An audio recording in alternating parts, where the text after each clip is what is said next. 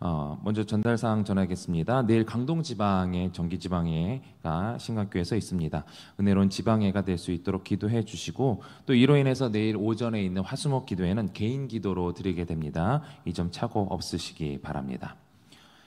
오늘 말씀 성벽을 봉헌하다라는 제목으로 말씀을 전하도록 하겠습니다.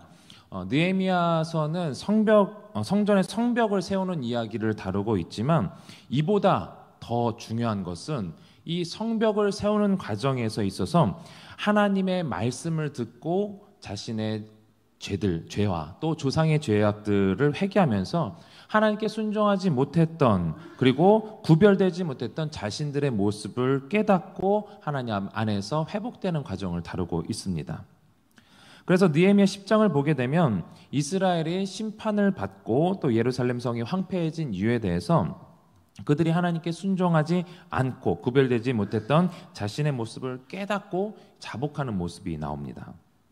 그러면서 이제는 하나님 앞에서 거룩하게 구별되고자 하는 노력과 다짐을 하는 것을 10장에서 볼 수가 있는데, 그래서 이 느헤미야서에 나오는 이 성벽을 세우는 사건은 유다 민족을 상징하는 성전의 이 외곽, 성벽을 세우는 것과 함께 유다 공동체가 하나님의 백성으로서 회복되는 과정을 다루고 있음을 우리는 기억해야 될 것입니다.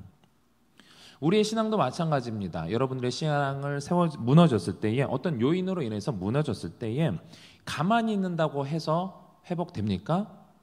가만히 있는다고 해서 절대로 회복되지 않습니다. 그냥 예배 나가고 봉사를 하고 헌금을 드리기만 한다고 해서 외적인 모습이 변화되었다고 해서 회복되는 것이 아닙니다. 내가 우리 자신이 하나님과의 회복을 절실히 사모한다면 그것은 내 영혼이, 우리의 영혼이 하나님께 나아가면서 하나님과 우리와의 관계를 가로막고 있었던 그 장애물이 무엇이었는지, 그 과정에서 회개가 필요하다면 회개와 함께 하나님의 말씀을 듣고 그 말씀이 내 안에서 역사할 때 비로소 하나님과의 회복이 이루어지는 것이죠. 오늘 본문은 성벽 봉헌식에 대해서 나오는데, 이 봉헌식에 대한 말씀을 보면서 우리가 함께 우리 자신의 신앙을 점검할 수 있기를 바랍니다. 먼저는 이 앞에 이제 11장 3절부터 11장 끝까지 36절까지 내용을 보게 되면 성벽이 완성된 후에 예루살렘에 거주하게 된 사람들을 소개하는 것을 볼 수가 있습니다. 이 성벽은 완성되었지만 이 황폐한 땅에 다시 새롭게 들어가서 새롭게 시작한다라는 것은 정말 한 사람, 그 과정에 있어서 헌신되는 사람에 있어서 정말 큰 헌신이, 그리고 결단이 필요한 겁니다. 자신의 삶의 터전이 있거든요. 그것을 놔두고 이 안에 성벽에 다시 모든 것을 처음부터 다시 시작한다는 것이 쉽지 않다라는 거예요. 그러다 보니까 이 성벽 안에 거주하게 된 이 주민들은 대부분이 이제 지도자들을 중심으로 많이 거주하게 되었고, 특히 이 11장에서부터는 이 제사장들과 레위 사람들에 대해서 기록이 되어 있습니다. 예루살렘에 거주할 사람들뿐만 아니라 유다의 여러 지방에 거주한 사람들도 지역적으로 계속해서 반복적으로 언급하고 있는데, 이것은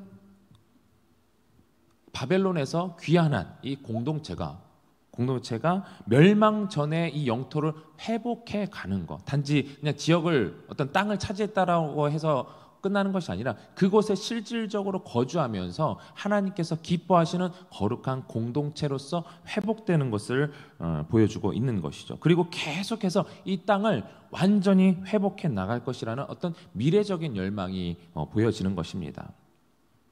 그래서 이제 12장을 보게 되면 1차 포로 1차, 2차, 3차 귀환이 있는데, 느헤미야 때는 이제 3차 귀환입니다. 그리고 이제 스룹바벨과 예수와 함께 돌아온 이 제사장들과 레위 사람들이 1차 귀환 때 이루어졌는데, 이 사람들을 12장에서부터 이제 소개를 하고 있는 거예요. 이들이 예루살렘 성벽을 봉헌하고 준비하고 정결하게 하는 역할을 감당하게 되는데, 이들을 중심으로 스룹바벨 시대의 성전과 에스라, 느헤미야 시대의 성벽과 또 율법 공동체의 거룩한 연결이 이루어지는 거예요.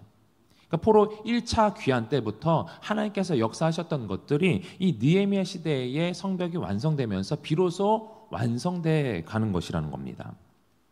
그래서 오늘 본문을 보게 되면 각처의 레위 사람들과 노래하는 자들이 예루살렘에 모여서 찬양과 또 악기를 연주하면서 이 성벽 봉헌식을 준비하는 장면이 나오는데, 오늘 본문 27절 말씀을 우리 같이 읽어보겠습니다. 시작.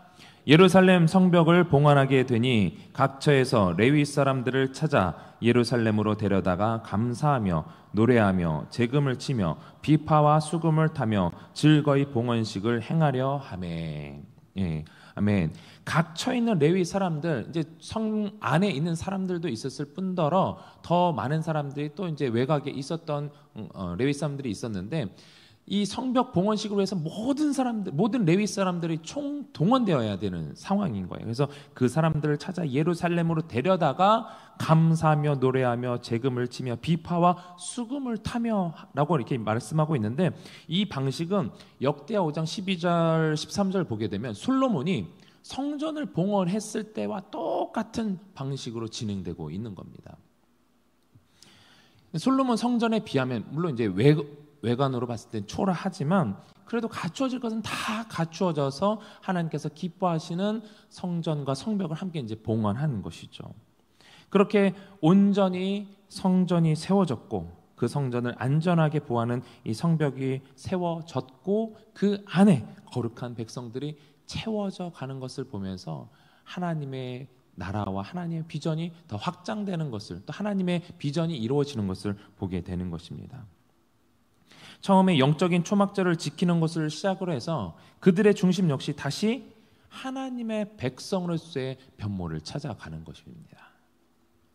단순한 성벽 봉헌식 이상의 의미로 하나님의 집으로서의 성전과 또 율법을 중심으로 한 공동체로서 거룩한 성, 이 예루살렘 성을 함께 봉헌하는 것입니다. 단순히 성벽만 봉헌하는 것이 아니라 거룩한 공동체로서 이 유다 공동체를 하나님께 온전히 드리고 있다라는 말씀입니다. 그렇기 때문에 이 봉헌식을 준비하기 위해서 사람도 함께 성문과 성벽을 정결하게 하는 작업이 나오는데, 오늘 본문 30절 말씀 읽어봅니다. 시작. 제사장들과 레위 사람들이 몸을 정결하게 하고 또 백성과 성문과 성벽을 정결하게 하니라. 그러니까 성벽뿐만 아니라 모든 사람들, 이 봉헌식에 참여하는 모든 이들이 진행하는 사람이나 참여하는 사람이나 그것을 바라보는 사람이나 그리고 성벽, 성문 모든 것을 다 정결하게 하고 있다라는 겁니다. 단순한 성벽이 단순한 건축물 이상으로서 이러한 의식을 통해 온전히 하나님께 영광을 돌리고 있는 것이죠. 무엇보다 이러한 행위를 통해서 그들의 중심이 더 거룩해지는 겁니다. 하나님 앞에 거룩으로 나가는 것이죠. 이 성벽을 세우기까지 이 과정이 시작했을 때 단 52일 만에 지어졌다라고 합니다. 그 세우는 기간은 짧았을지 모르지만 그것을 준비하는 과정에서 느헤미야가 얼마나 이 땅을 위해서 기도하고 또 하나님의 마음을 알고서 이들이 돌아오는 것이 하나님의 뜻이라는 것을 알고서 그 마음을 알았을 때 하나님께서 이 느헤미야를 사용하시고 또 모든 것을 통해서 순조롭게 진행되게 하신 것을 우리는 알고 있습니다. 방해 세력이 있었지만 하나님께서는 지혜를 주셔서 그 모든 것들을 잘 물리칠 수 있었습니다. 이러한 모든 어려움을 극복하고 결국에 이 성벽을 재건했을 때 이들의 기쁨이 얼마나 컸을지 이루 말할 수가 없습니다. 이후에 이제 12장 31절 이후부터는 유다의 방백과 찬송하는 자들의 무리에 의해서 봉헌식이 이제 본격적으로 진행되는데요. 방백은 그 그룹의 지도자들은 성벽 위에 오르게 하고 또 감사 찬송하는 자의 큰 무리가 둘로 나뉘어서 이 성벽 위로 이제 행진하게 했다라고 하는데, 그 부분은 우리 12장 31절 38절 한번 읽어보겠습니다. 시작. 이에 내가 유다의 방백들을 성벽 위에 오르게 하고 또 감사 찬송하는 자의 큰 무리를 둘로 나누어 성벽 위로 대오를 지어 가게 하였는데, 한 무리는 오른쪽으로 분문을 향하여 가기하니 38절 감사 찬송하는 다른 무리는 왼쪽으로 행진하는데 내가 백성의 절반과 더불어 그 뒤를 따라 성벽 위로 가서 화덕망대 뒷길로 성벽 넓은 곳에 이르고. 예. 오른쪽으로 돌아가는 무리는 에스라가 뒤에 보면 이제 에스라가 앞장섰다라고 하는데, 에스라가 앞장서서 대오를 지어서 갑니다. 그리고 왼쪽으로 돌아가는 무리는 느헤미야와 함께 나아가서 이 두 무리는 하나님의 성전 앞에 서게 됩니다. 그랬을 때 40절은 이렇게 얘기를 합니다. 40절 시작. 이에 감사 찬송하는 두 무리가 하나님의 전에 섰고 또 나와 민장의 절반도 함께 하였고. 이렇게 에스라와 느헤미야를 중심으로 정결하게 된 이 성벽을 도는 것, 그리고 성전 앞에서 모든 백성이 모여 찬송하고 제사를 드리며 즐거워하는 것은 이들에게 아주 큰 기쁨이었던 것입니다. 그 기쁨이 43절에 잘 나타나 있습니다. 43절 읽어보겠습니다. 이 날에 무리가 큰 제사를 드리고 심히 즐거워하였으니 이는 하나님이 크게 즐거워하게 하셨음이라. 부녀와 어린아이도 즐거워하였으므로 예루살렘이 즐거워하는 소리가 멀리 들렸느니라. 아멘. 여기서 이날에 큰 무리가 제사를 드렸다 했을 때에 이 제사는 화목제로 보여집니다. 성벽 완공에 대한 감사를 표현하는 이 화목제를 드리고 제사장들과 레위 사람들 그리고 함께 참여한 모든 백성들이 이 드려진 제물을 함께 나누어 먹었어요. 이 43절 이 한 절에 즐거움의 의미를 지닌 단어가 몇 번 나오는지 알고 계시나요? 세보셨나요? 5번 나옵니다. 5번. 네. 짧은 이 한 구절에 즐거움이라는 히브리어 단어가 5번이나 사용되면서 이들의 즐거움이 얼마나 컸는지 계속 즐거움 얘기하면서 이들이 누렸던 이 즐거움을 강조하고 있는 거예요.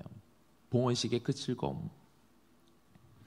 하나님께서 이 모든 것을 다 회복시키시고 또 무엇보다도 중요한 것은 이들이 회복되고 즐겁게 된 것은 하나님께서 중간에 보게 되면 하나님께서 즐거워하게 하심으로 그냥 이들이 만족해서 우리 기쁘다 즐겁다 모든 것이 그냥 잘 됐나 보다 이래서 즐거워하는 것이 아니라 하나님께서 그 즐겁게 하셨다라는 겁니다. 하나님께서 즐거워하게 하심으로 그 즐거움을 만끽할 수 있는 거예요. 우리 안에 이러한 즐거움이 가득하기를 바랍니다. 나 혼자 즐기는 기쁨 말고요. 하나님께서 즐거워하게 하시는 그 기쁨. 그것은 우리가 하나님의 백성으로서 온전히 세워졌을 때 하나님이 가장 기뻐하시지 않겠습니까? 부족한 우리의 모습, 연약한 모습들이 있지만 우리의 있는 모습 그대로 하나님께서 기뻐하시지만 우리가 조금 더 하나님 앞에 충성되게 나갔을 때 하나님이 기뻐하시는 일들을 했을 때 그렇게 하나님의 온전히 기뻐하시는 그 모습으로 우리의 삶이 하나하나가 변화될 때 하나님은 그것을 가장 기뻐하실 텐데 기뻐하게 하시는 그 기쁨으로 우리가 즐거워할 수 있다는 겁니다. 하나님이 기뻐하시는 그 기쁨이 우리에게 고스란히 전달되어지는 것이죠. 우리 교회는 3월 30일에 임직식을 준비하고 있습니다. 그래서 장로 장립을 위해서 권사 침을 위해서 또 집사 안수를 위해서 총 34명의 임직 후보자들이 주일마다 계속 교육을 받고 계십니다. 15주간에 걸쳐서 계속 교육을 받아요. 교회에서 일꾼으로 검증되신 분들이고 또 앞으로 더 열심히 하실 수 있는 분들로 세워지는 과정에 있습니다. 장로, 권사, 안수집사와 같은 이 중직자를 세우는 임직식은요, 교회적으로 너무나 중요한 행사입니다. 단순히 그냥 누구 한 사람 이렇게 집사에서 장로가 되고 권사가 되고 안수집사가 되고 이런 것 자체가 그냥 기쁜 것이 아니라 좋은 것이 아니라 개인적으로 누려지는 기쁨이 아니라 무엇보다도 하나님의 충성된 일꾼으로서 한 사람 한 사람 세워져 가는 행사이기 때문에 그렇습니다. 그렇기 때문에 개인적으로는 그 임직을 받는 당사자 개인적으로는요 참 부담되는 일이에요. 마냥 기뻐할 일이 아닙니다. 여기 혹시 이렇게 임직 교육 받으신 후보자 대상자들이 계시는데 마냥 기뻐할 일이 아니에요. 여러분들이 임직을 받고 중직자가 되는 순간, 물론 지금까지도 열심히 하셨지만 앞으로는 더 열심히 해야 된다는, 중직이잖아요. 무거울 그런 책임이 주어졌다는 거예요.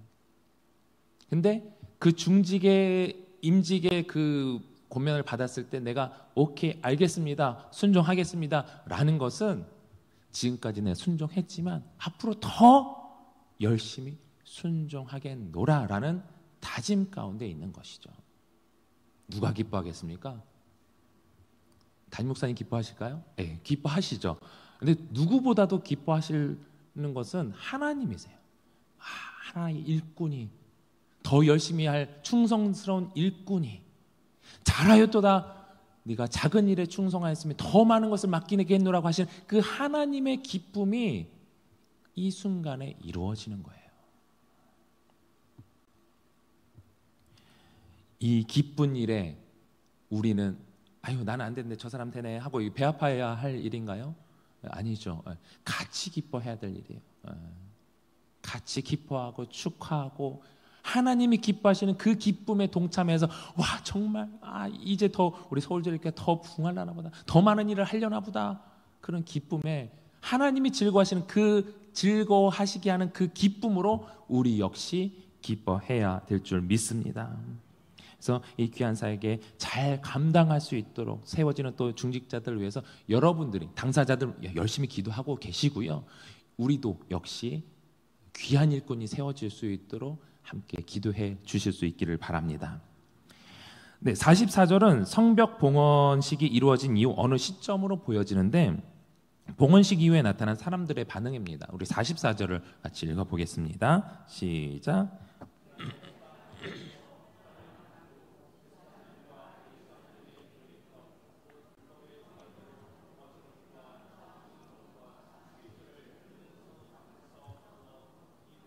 쌓게 하였노니 이는 유다 사람이 섬기는 제사장들과 레위 사람들로 말미암아 즐거워하기 때문이라. 아멘. 헌물을 44절 보게 되면은 사람을 세워 곡간을 맡기고라고 했을 때에 이 헌물을 수령하고 또 그거를 관리할 담당할 사람을 임명했는데, 이것은 제사장과 레위 사람들을 섬기기 위한 조치였습니다. 그래서 44절 중간을 보게 되면 이들에게 돌아갈 것, 제사장들과 레위인들에게 돌아갈 것, 곧 율법에 정한 대로 거제물과 처음 익은 것과 11조를 이 곡간에 쌓았다라고 말씀을 하고 있습니다. 왜냐하면 이제는 유다 사람이 제사장들과 레위 사람들을 섬기는 것을, 그 목적으로 쓰여지는 것을 알고 있거든요. 그 섬기는 것을 즐거워하면서 헌물을 냈다라는 것이에요. 봉헌식을 통해서 얻은 큰 기쁨이, 하나님께서 즐거워하게 하시는 그 기쁨이 하나님을 섬기는 제사장과 레위 사람들을 통해서 이루어졌고, 이들의 역할이 얼마나 중요한지 깨닫게 되었기 때문에 그들을 섬기는 것에서도 즐거움을 얻은 것입니다. 하나님께서 즐거워하게 하는 자들은요, 주의 일을 하는 자들을 섬기는 것에도 즐거움을 얻습니다.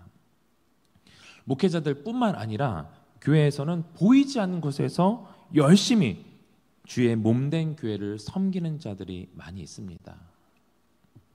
그들의 섬김을 통해서 교회 공동체가 온전히 세워진다는 것을 우리가 알고 있다면 우리는 교회를 섬기는 것 당연하고요. 또 교회를 섬기는 일이 이들을 위한 일에 우리가 기쁨으로 할 수 있어야 할 것입니다.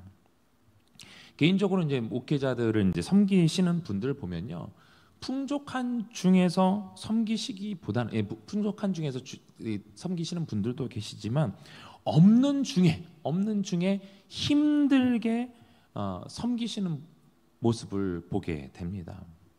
오히려 제가 그냥 도와드려야 될 것 같은 그런 분들이 오히려 섬기겠다고 하시는 분들이 많아요. 목회자뿐만 아니라 교회를 어떤 행사가 있을 때, 어떤 일들이 있을 때, 어떤 누군가의 도움이 필요했을 때 그것을 위해서 섬기시는 분들을 보면요, 풍족한 중에 하시는 분들보다 없는 중에 꼬깃한돈 해서 모아서 힘들게 하나님이 마음 주셨다 해서 하신 분들이 정말 많습니다. 그런데 그렇게 섬기시면서 기뻐하시는 모습을 보면, 섬기는데 이거 막 이러면서 이렇게 울상을 지으면서 하는 것이 아니라 정말 기쁜 마음으로 이렇게 드리시는 것을 보게 되면은, 내가 기쁜데, 저 모습을 보고 내가 기쁜데 하나님께서는 얼마나 기뻐하실까, 이런 것을 생각하게 되면요, 그 섬김을 제가 거절할 수가 없어요. 그 섬기는 모습을 제가 마다할 수가 없어요. 그리고 그렇게 받은 섬김이 있다라고 한다면, 섬김을 받았을 때에 그러면 나 이 섬김을 내가 써야 되나? 아니에요. 그럼 나 이 기쁨을 나는 어디로 흘려보내야지? 이 생각이 우선 듭니다. 이 긍정적인 에너지가 순환이 되는 것이죠. 하나님께서 기뻐하시는 모습은 그런 모습이죠.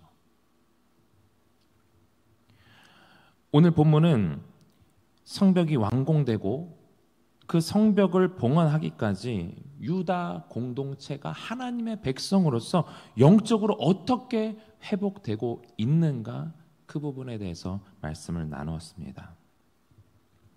우리 교회에서는 절기별로 또 시기별로 여러 가지 행사가 이루어지는데, 우리가 행사가 이루어졌을 때 그것을 단순하게 행사가 있구나, 행사가 시작됐구나, 행사가 끝났구나, 우리가 방관하는 것이 아니라 그 행사를 통해서 하나님께서 어떤 것을 원하실까.